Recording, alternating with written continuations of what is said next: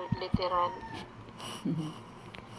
Dapat mangita siya kuan typing encoder niya.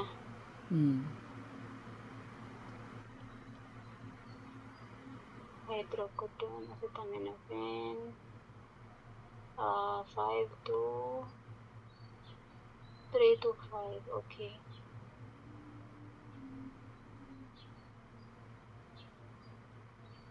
Na human na nag-review inyo ha? Kani man tong last no, wala pa. O katuning gisend na ko gabi eh. Uy. Gaya na daw na ya, tiga miya mundan. Sak na miya pikirak na mas mundan na akong pamandaan. So, pud na miya pasad. Gaya last na tiga kanas ka na ni pakaw na anak numan. Tapos ukit tano na lang na may ko ipuha sa akin mag-cancer ron. Okay, okay. Ikaw, ma'am, unsa to name nimo? Ma'am Mai, manaka sa imo ha? Kanira si kuan ma'am si Rose ida ko wala na mo. Okay. Tutok ni katong last ay katong third si Sadat ay si Katong gisend na ko gabi nga ikaduha.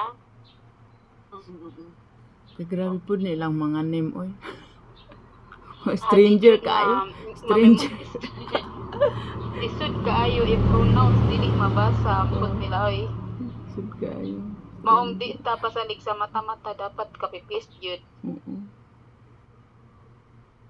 Kay aside sa dili na ta mabasa, Dili pa dyan may dumduman. Kaya saan pag dumdum nga. Dili mabasa.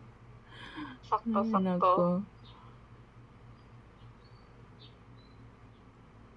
Nya kaning si Mama Bet usahay iyang pagsuwat sa name kay first name ra niya wrong spelling pa No. tagong pangita. As in lisod kay siya. Pakita na ko hang iyang mga kuan kay awa. Dire. Kani kay i-kompleto niya. Kay iyang pag-send sa complete nga kuan kay usa-usa kani. Hassan is ready. Dili na itikom ba, dili parehas sa kuan nga ingon sila nga yes, they are ready. Ana, di kaya ingon nila kinsa ilang mga miss visit. Si Beth kay walay miss visit uy.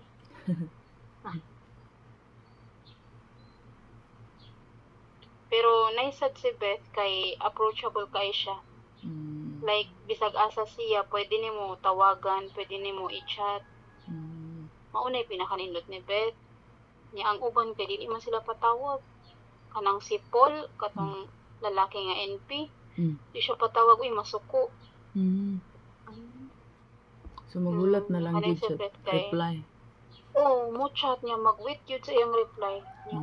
Usahay kay kami, kung dili siya mo-reply, wala, ipending na mo, bahala ka diha. Nya, mag-inform ni Ophelia nga, hi Ophelia, Paul is not answering our questions. Ito yung sipla, okay. Basta siya mahimo. Sige. Palihog ko suwat sa mga kaning indication para i-check na to sa ubos kung naa ba. OA